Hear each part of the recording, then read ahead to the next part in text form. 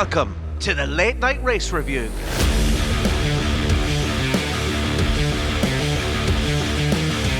Is there rain in Spain, or is it just George's sweaty helmet?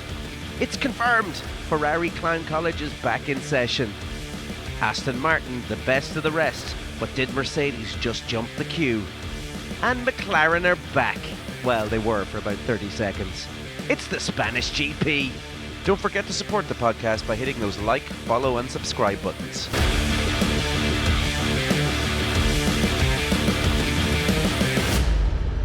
Welcome back, everyone, to the Late Night Race Review. I'm Dave Jericho, and with me, as always, is Isidro Gonçalves. We're without Scotty this week, so there's nobody to hold the reins back on my rants this week, so unless Isidro's going to take over from Scotty here. So I've been left in charge of the house, so let's see if we can wreck this place a little bit more. So before we get stuck into the Barcelona Grand Prix, we have an F1 Fantasy League, as everyone knows, anyone who listens each week.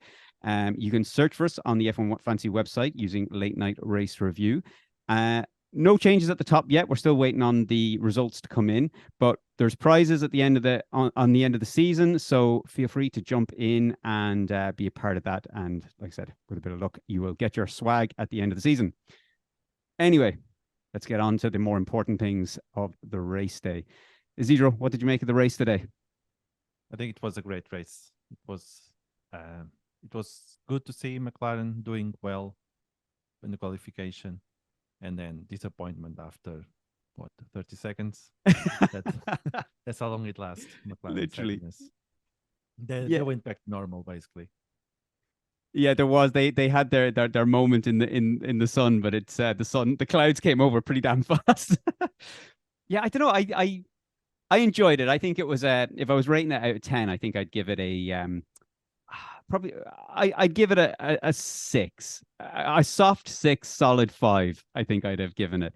I enjoyed it. There was a bit of overtaking. I think the fact that there's no battle up the front for the race win sort of takes the shine off a race still for me. But all right, let's jump in and sort of dissect some of the race and some of the teams.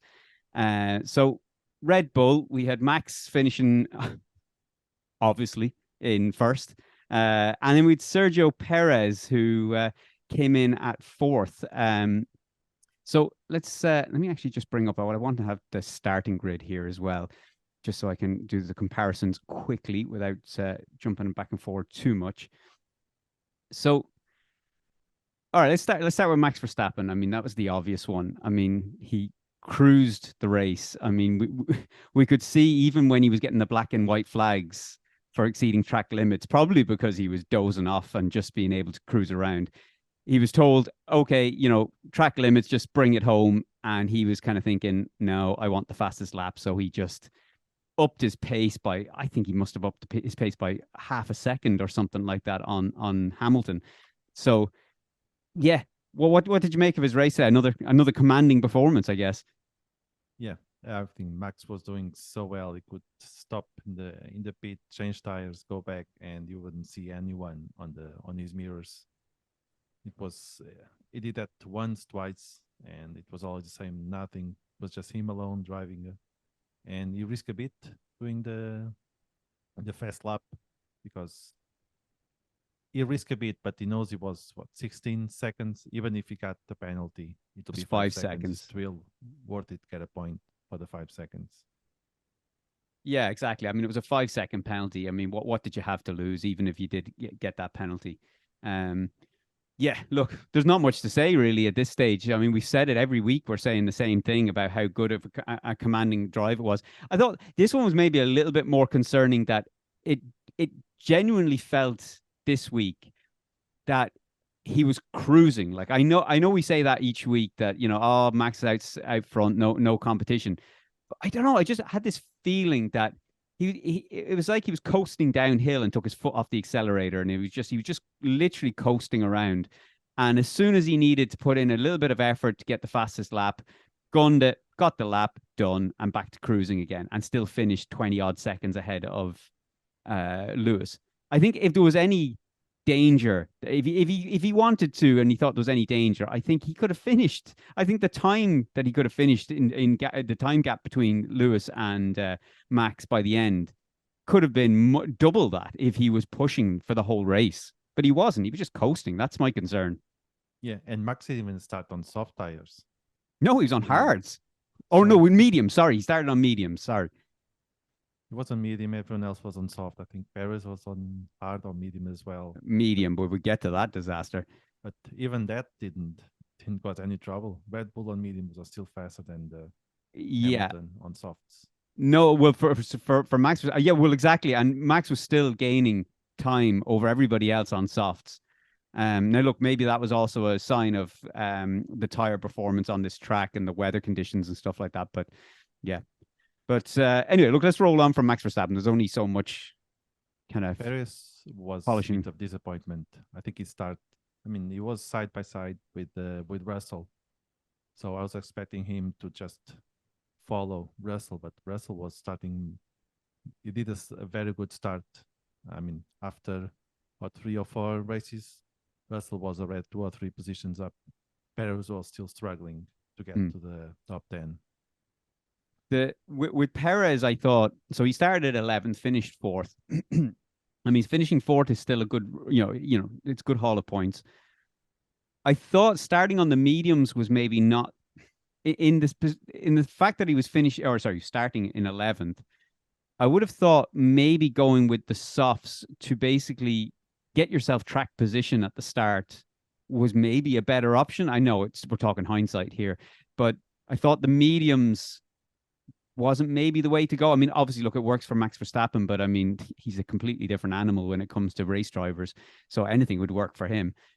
But I didn't think Perez, for me, I know a lot of people were kind of thinking he did well, he got up to 4th, but I think he's doing terrible at the moment. Between the qualifying and having to do these recovery drives to start with, that's one issue. Second issue is I just don't think he's coming through the pack quick enough. I mean, we saw how quick the Red Bull is, so we know it's fast. We also know that Sergio Perez is a quick driver as well. But I just didn't think he made it through the pack quick enough. And I do genuinely think there was a P2 in that race for him.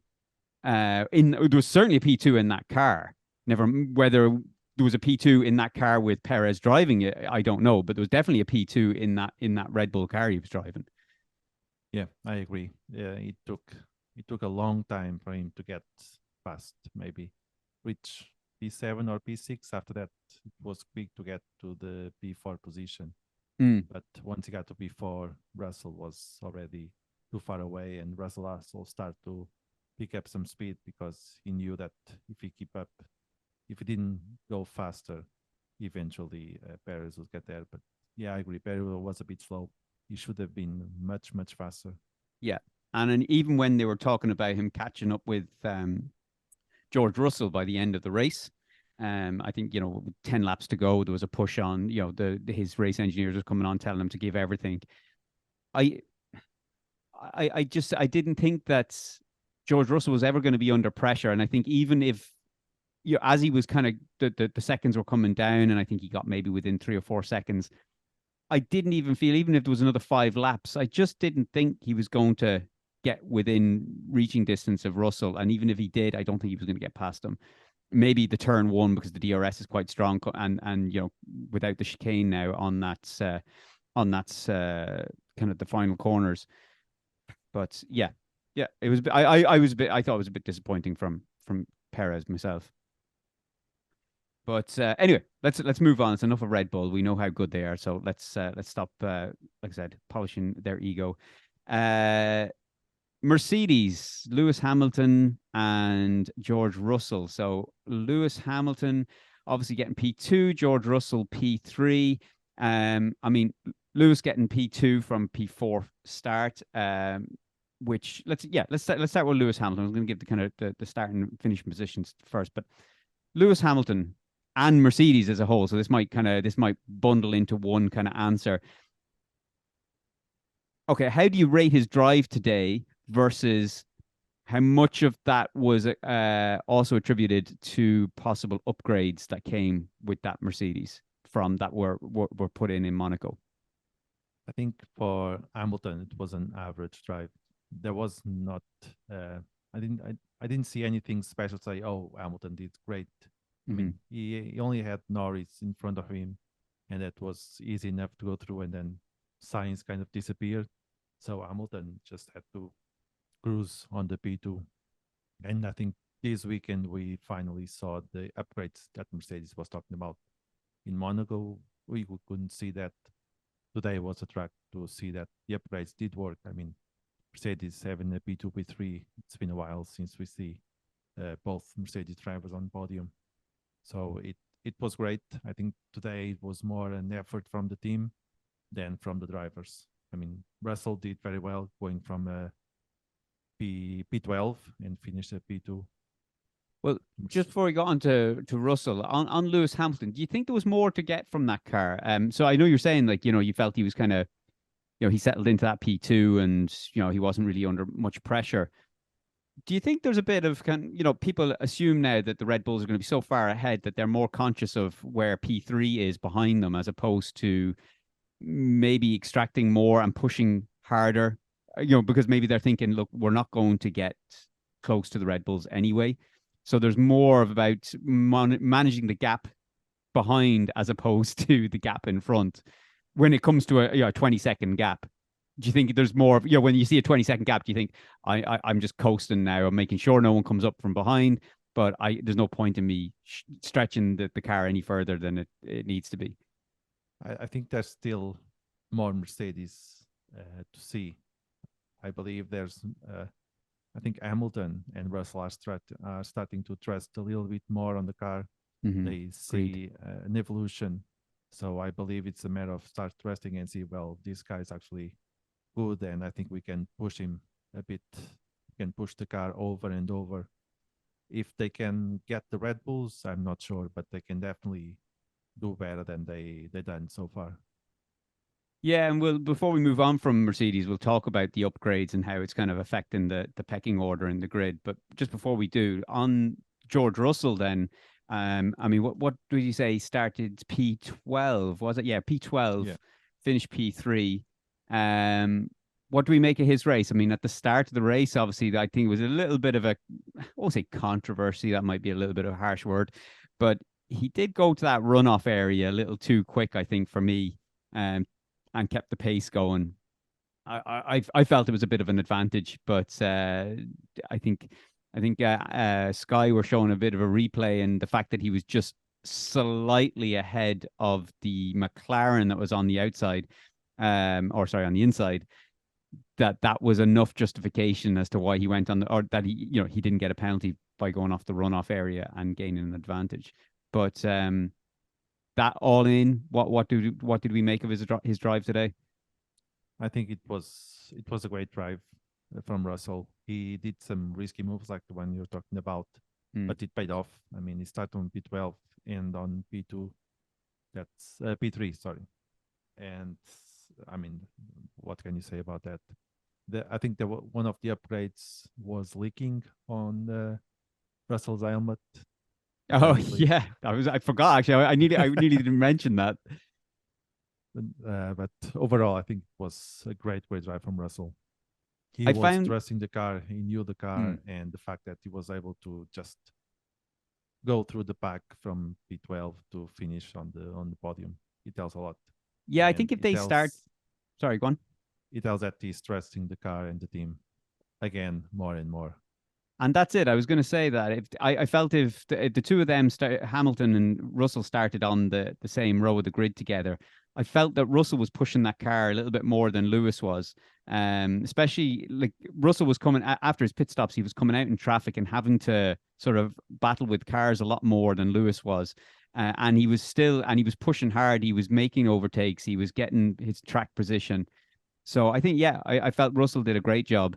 And gave us all false hope that there was rain on the way. Because I have to say, as much that, you give it a solid 5, soft 6 in terms of a rating out of 10 for the race, it would have bumped it up a couple of points had there been a bit of rain coming.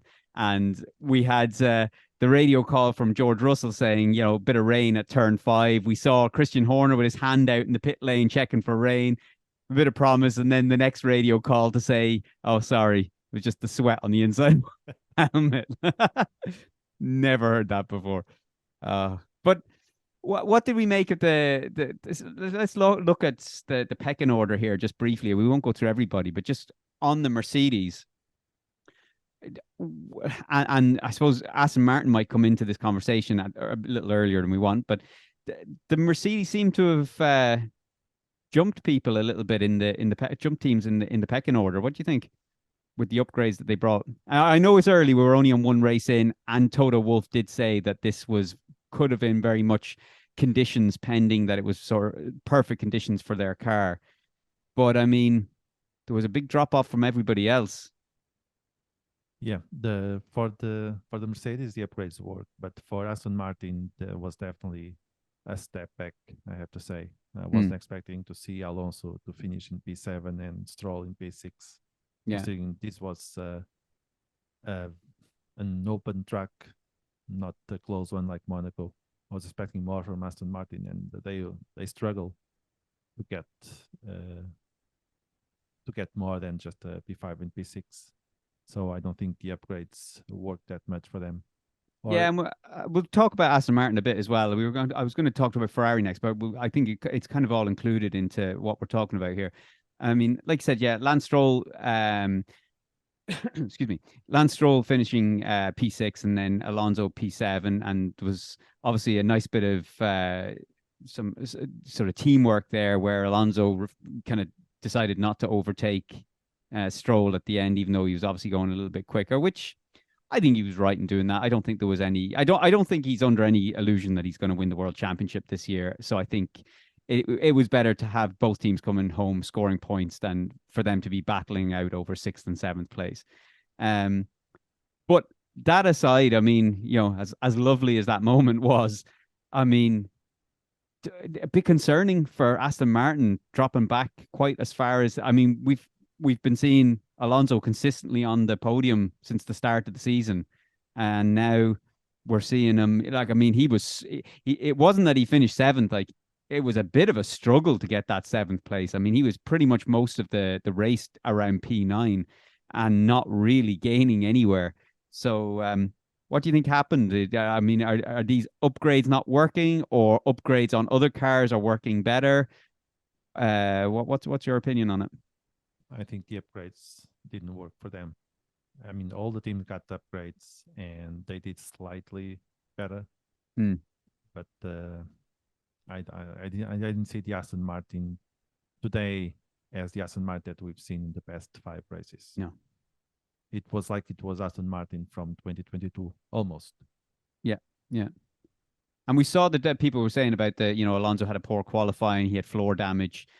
Understood. That's fair. That's a fair cop. I mean, he went off there coming onto the pit straight in qualifying, damaged the floor. The car impacted the rest of his qualifying session. Fine, get that. But it doesn't account for why he wasn't able to make more of an effort to recover, even when cars around him were on hard tires, and I think he was on a soft at one point, and he wasn't making very much in the way of inroads into anyone ahead of him. So yeah, bit concerning, I think, for Aston Martin that they have their, I think they've realized that they're in a a development race here now, and Mercedes have shown their hand strongly today. Whether that translates as well when we get to Canada, but they've definitely shown their hand strongly. Yeah, I think that they've work to do. I think Aston Martin and Mercedes are definitely sort of competitors for that 2nd place in the constructors. What about what are your thoughts on that?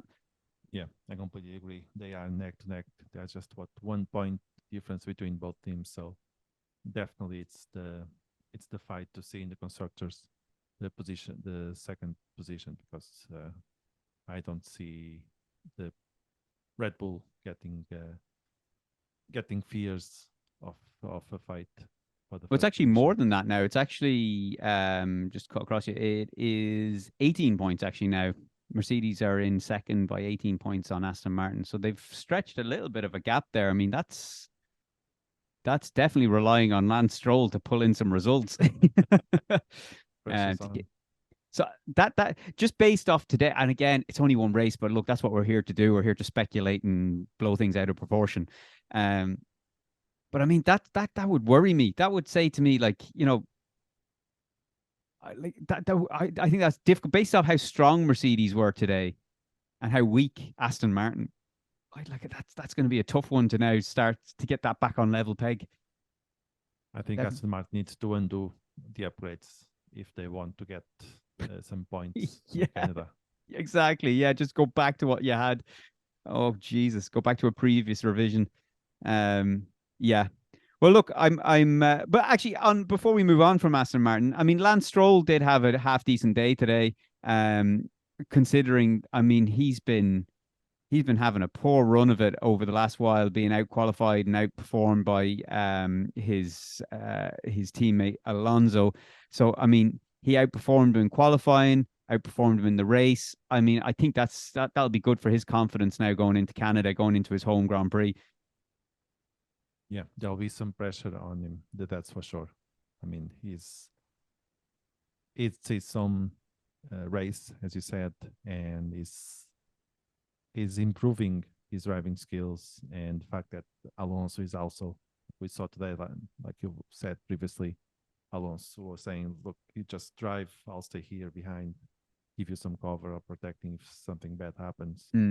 So Stroll is confident that has Alonso as a good teammate, so that definitely will help in Canada. Speaking of good, Aston Martin downgrades. Yeah. Well, actually, speaking of good teammates, like as good as Alonso was to not overtake Stroll, do you think maybe Stroll should have kind of gone, no, you're quicker, go past? Because I mean, at the end of the day, Stroll is way down there in the driver standings, but Fernando Alonso is, I mean, he's sitting 18 points behind Perez. So those extra couple of points would have helped him towards keeping in touch for second place in the drivers' standings. I think Alonso was more concerned about getting more points for Aston Martin rather than for itself. Oh, and I know that, but that's what I'm saying. Not battling. I'm not talking about them having a battle on track. When Alonso says, "Don't tell Stroll or Lance not to worry about me overtaking. I'm just trying to keep a gap from the cars behind." Sort of indicates, oh, don't worry about me, like right on your tail, and I'm much faster than you. I'm just trying to stop the guys overtaking us from behind. Surely, in that instance, Lance Stroll would have went, okay, like he's on for a second place in a driver's title. Let him by. It was no danger to anybody, and it would have secured the team the same amount of points. It just would have helped Alonso more in his second place in the drivers tables. I think the thinking from Alonso was that if there was something, Stroll would not be able to fight back Ocon, for instance, as good as Alonso would. Alonso is more experienced. He knows Ocon from driving with Alpine. Yeah, so maybe if something happened, Alonso would be more able to fight off Ocon than Stroll.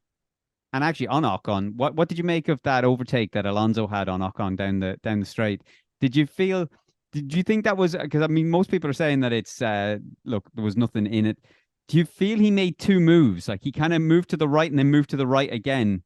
Like it was sort of, he blocked him and then pushed again, sort of pushed him out further again. Yeah, that was almost a dick move from Ocon, what he tried to do, but Alonso was already ahead of him. Yeah. You know what he was doing. Ocon was just trying to say, I'll fight just for a second, and that's it. Yeah, fair enough. Yeah, it's true. I mean, Alonso had the move done already, but I just thought when they were talking about the double, sort of that you can't have a double move. It's strange because usually when you're talking about a double move, you're sort of talking about a dramatic sort of left to right move, whereas in this instance it was sort of a right to right maneuver, and I think it was Nico Rosberg was talking afterwards. He was sort of saying that it was aggressive, but it was sort of it was part of the one maneuver. I was like, I don't know. Like I was watching it from Alonso on board, and you could see Ocon. He moved out. They were kind of like a fraction of a second, obviously, in after that maneuver, and then there was a second maneuver as Alonso tried to go around him again. So he kind of blocked a second time. So I was like, yeah, I wasn't sure that was allowed. Now it was a bit naughty, but it still gave us some sort of excitement anyway in the race. it was a bit naughty, but I think Ocon knew that it would end up bad for Ocon if it just forced Alonso to go off track, Yeah. like Tsunoda did for Zhou. Yeah, true. Actually, was there any penalty given to Tsunoda? Yeah, Tsunoda dropped to P12. That's so right. Zhou Yeah, ended up on the P9. It And was a Gasly 5 P10. second. Yeah, that's right. That's right. All right. Well, let's move on from we're moving on from Aston Martin. Well, kind of our Mercedes Aston Martin collaboration there to Ferrari, to the continuous clown show that is Ferrari every single week. Okay, so right, position wise, we had Carlos Sainz started P2, finished P5, and then we had Charles Leclerc starting P19, or effectively from the pit lane, and finishing P11. So, good Lord, which one of these disasters do we tackle first? Let's go with Carlos Sainz. I suppose he finished the highest. Okay. What do you make of that? I mean, what do we say? It's an embarrassment. I mean, starting from P2 and end up on P5. And I haven't referred Ferrari since we started talking because I don't remember see Ferrari. I remember see Sainz at the start, but then after that, after a few laps, we don't see Ferrari anymore. Leclerc is a shadow of himself. I mean, in the old days, Leclerc starting from the pit lane wouldn't have stopped him to finish in P6 or P7. And today we didn't see anything like that. Sainz was a shadow of himself again once he went into pit, and he never came back again to the podium levels. He finished P5 just ahead of Stroll, but that's it. And on Carlos Sainz, it was a strange one because at the start he was on the radio saying that basically that there was more pace to come. So it sounded like he was just sort of nursing tires, making sure that they weren't kind of burning up the tires for later on in the stint. And then it sort of just suddenly just sort of dropped off.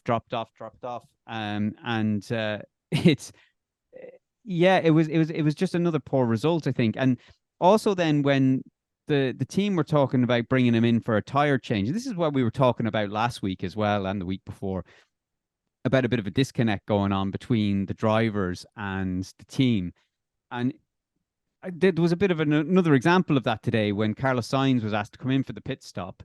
He had Lewis Hamilton catching him quite quickly from behind, to the point where I think they got the time down to, it was under a second, I think. They asked Carlos Sainz to come in, and in the end, he did come in, but he was sort of saying, like, why? Like, this is, I don't need to come in. And I'm thinking, like, clearly you do. You're about to be overtaken on track. You're about to lose track position to Lewis Hamilton. You're not keeping the pace up at all.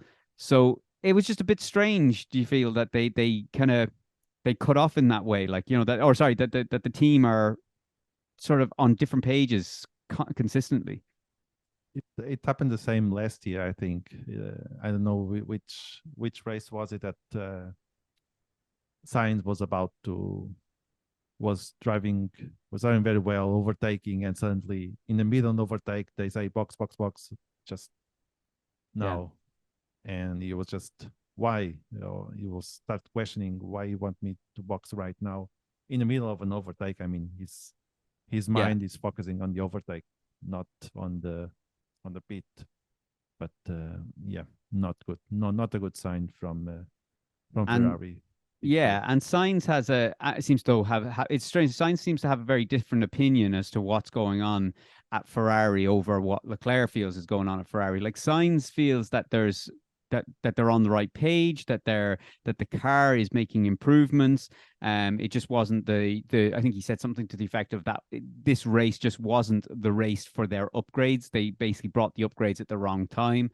But he sounded more positive.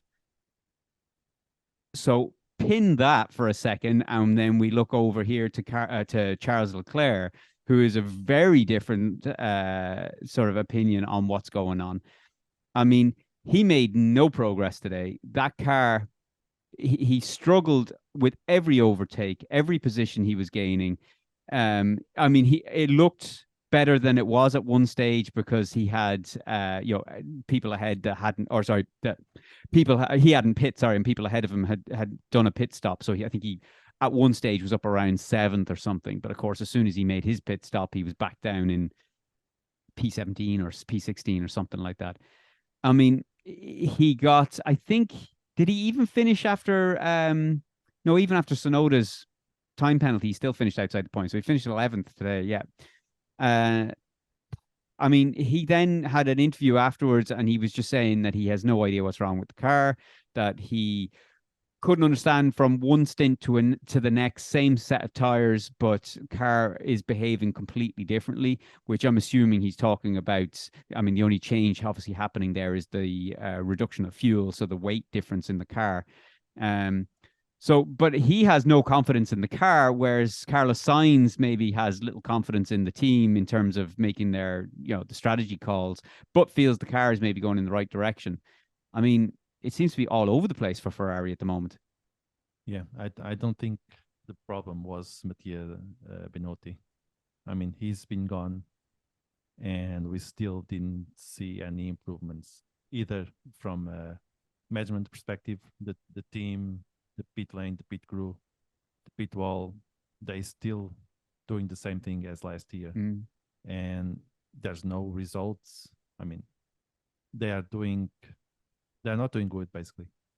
It's funny, you said that, sorry, I cut across you. You said that at the start of, I think it was on episode 2, or sorry, on the, after the first, or sorry, after the second or third race, I think you said about Binotto should be back, that they fired the wrong guy. And me and Scotty sort of made a bit of a joke about it and thought you were off your rocker. But I mean, we're here at the Spanish Grand Prix now, and like you say, we're seeing sort of Ferrari seem to be going backwards ever so slowly but surely going backwards. And Fred Vasseur surely now has to make some dramatic changes and get this team pointing in the right direction, because like you say, they sacked Binotto assuming that was going to be the sort of contribute to an improvement in the team. But yeah, nothing seems to be changing. You're right. That they saw sacking Mattia Binotto like the silver bullet that would solve all the problems, but I don't see that way. Binotto is gone, and if anything, Ferrari is worse without Binotto than it was before. Yeah. Well, look, we'll see now when he gets to Canada. I mean, I know we say this each week that we'll know more after the following race, but I mean, this was the first race we were going to have where we were seeing teams stretching their legs on the upgrades and really give them a bit of a test and give us a look at the pecking order. So I think next week now we're starting to get back into, or sorry, not next week, in the next race in 2 weeks' time, we're going to start seeing more of a sort of settling back into the field, and we'll see where Ferrari stand. Usually, I think Canada is usually a fairly favorable race for the Ferraris, but I'm saying that now without actually checking. Turns out you could turn around to me now and say both drivers DNF'd last year. And I should have checked that one first. But yeah, we'll know more, I think, next week, and it'd be interesting to see. But before we finish up, though, I just want to make one more mention on the McLarens. I mean, this was bizarre. I mean, we saw the qualifying, and I think we were all surprised with a P3 from from Lando Norris, and I think it was a P9, was it from Piastri? Yeah, P9 from Piastri. And I thought, wow, this is McLaren now starting to throw some shapes. But you joked saying, like, yeah, you were saying Hamilton's going to take them easy into turn one, and I was like, no, I think Norris now is going to be a tough one to overtake. And well, like you say, that lasted about 30 seconds and they were back at the end of the grid again. Back to normal, basically. Yeah, back to business as normal. And I mean, Lando had he had an interview there, and he was just saying that they had the single lap pace. Although they were surprised at the single lap pace, they had the single lap pace. But outside of that, they were well aware that they weren't going to finish inside the top 10 in the points today, which is a sad state of affairs considering you can extract the pace to get P3 from that car. and not be able to be inside, even in a P9 or P10 position. If Norris hasn't had damage when he not crashed, but yeah, he touched the Hamilton back wheel. If he hadn't do that and had to go to pit, maybe there will be some excitement from McLaren side. I'm not saying that Norris would finish third as he started, but I'm sure he would able. I mean, once from it's easier to feel more motivated if you are driving on the top 10 and you're fighting for the points than if you are on the last or on the P17 or P16 and trying to fight your way through the backpack. So I wonder if that didn't happen, if Norris was able to finish inside the points like the old Norris from 2022. Yeah, it was terrible to see. I genuinely thought there was some sort of improvement that happened at McLaren, but sadly no. Hopefully now though they do sort of start picking up, because I mean, well, I suppose Lando Norris hopes. I mean, he's signed a hell of a long time contract with McLaren, so he'd want to see something happening soon. But all right, well, let's. I think we can leave it there for our race review. I mean, we can, otherwise we'll be rambling on about everybody. I think everyone's heard enough of us for now. I think one last mention was Joe's birthday this weekend, 24 years old, and he got 2 points for Alfa Romeo. Oh, was it his birthday as well? Yeah. Was it? Do you know, I was shocked. Like my wife came in, I was watching the race, and Jane came in. She goes, I said, Joe's in, I think he was in 9th or something at that stage. He was battling away. And I think she was as shocked as I was. It was a good drive from him. I mean, it was solid. I mean, he's, although I have to say, anyone outside of I'm just looking there where Joe finished, like, was there anybody outside of there actually challenging? I mean, they were all fighting for scraps, really, weren't they? But look, okay, I'm finding ways to take it away from you. Happy birthday, Joe! and let me not take away your 2-point glory. Let's go on with driver of the day then. Who are you giving? The official driver of the day was given to Lewis Hamilton, but we know from earlier on in the podcast you said you didn't think he had a hell of a lot to do. He was cruising around in second place. So who's your driver of the day? I think I'll give it to Perez. I think he struggled more to get that before than any other driver. So I would vote on Perez.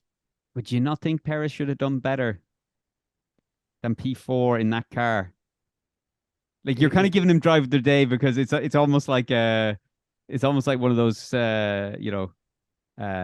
what you call it, like, you know, when the kids do the sports day and everyone gets a medal just for taking part. He struggled to get that P4. We could see that. Russell, for instance, would be a very good. He did a very good race as well, considering he started on P12, ended up on P2. But I think he didn't struggle as much as Perez. Perez fought very hard to finish on that P4, more than it should. To be fair, it should be easy, but it was very easy for Russell to get to P2, and Perez was, I don't know. He was like, it's like he's driving a Red Bull. Shouldn't be as hard to finish on the which is the very reason I wouldn't give him driver of the day. He made a meal out of it. Well, look, I'm going to be on the opposite side. I'm going to of the drivers on that argument there. You mentioned George Russell, and I have to say I think I'd have given George Russell that driver of the day. Even if for nothing else other than that cheeky little move on in turn 1 where he managed to retain position. So I thought Russell did a great job. I think he had to battle through traffic after pit stops and managed to get the podium. And if I'm honest, I think that's what Perez should have done. I mean, keep in mind George Russell started behind Perez today and finished on the podium. Your driver of the day finished behind Russell. So, but look, one position ahead. Yeah, look, that's the point of this, I suppose. The official stats is Hamilton got driver of the day with 24.7%, Paris second with 19.2, and Russell in third with 11.5%. Yeah, I think there's a conspiracy there. I think Russell definitely deserved it. I wonder why was Perez voted as second. Like, I mean, he started behind Russell, finished behind, or started ahead of Russell, finished behind Russell in a superior car. All right, on to the predictions. Obviously, we've no Scotty here this week, so Isidro is going to be handling Scotty's predictions from Spain. And also, Scotty was so kind to text us through his results, or sorry, his predictions for Canada via our WhatsApp group. So we have them ready to go, and Isidro will deliver them as well. So before we go to Canada, let's hit Spain. So I had to finish P1 Verstappen. So yeah, no big surprise there. So that's a point there. I had Hamilton in P2. I'll be honest, I've only just read that right this second. That's a shock to me because I thought I had Hamilton in P3. So Hamilton was shocked as well to finish P2. So yeah, I'll take that. That's happy days. And Alonso then I had in P3, which clearly did not happen. Now, Isidro, I'll let you. Oh no, so I'll call out Scotty's here. You can do Scotty's for Canada. I'll call out Scotty's for Spain. So, Scotty had Verstappen on P1, which is correct. He had Alonso in P2. Jesus, that was worse than mine. And he had Russell in P3. Fair enough. He got that one. Jesus, that's a good call. That was a good call. Yeah. All right, Isidro, give me your Verstappen first. Perez second, and Alonso third. You were on you were gaining ground last week, and you're in danger now of slipping again. Oh, it's gone. All right. Well, I had my flop this week was a signs with a DNF, but I mean, in theory, I think it was a flop anyway, but it wasn't a DNF, so I get nothing for that. Scotty also had signs in DNF and copied my homework, so we'll give a big goose egg there. And Isidro, my flop couldn't be further from the truth. What happened? Hamilton DNF. Oh Jesus! I was expecting Hamilton to crash against Gasly. Yeah, but then things changed and Gasly got penalty, moved back to P10, so the danger was over. Well, our surprises are no better than our flops. I had K-Mag in to finish inside the top 10. That did not happen. Scotty had Alex Albon to finish inside the top 10. Also did not happen. And Isidro. Oh, I blame Yuki Tsunoda for this. Yeah, Tsunoda's top 10, and he decided to mess up the birthday boys race and forced Joe outside of the track and got a penalty and finish outside the top 10. Finish P12. Well, that means then it finishes a draw between me and Scotty this week. So we share the points. So that is 1 point for me and 1 point for Scotty. And unfortunately, Isidro, that means you are now falling behind. Sorry, I have to sneeze, everybody. Oh no, it's gone. It's gone. Okay. 2 points difference. Yeah, that's a big gap early on now in the season.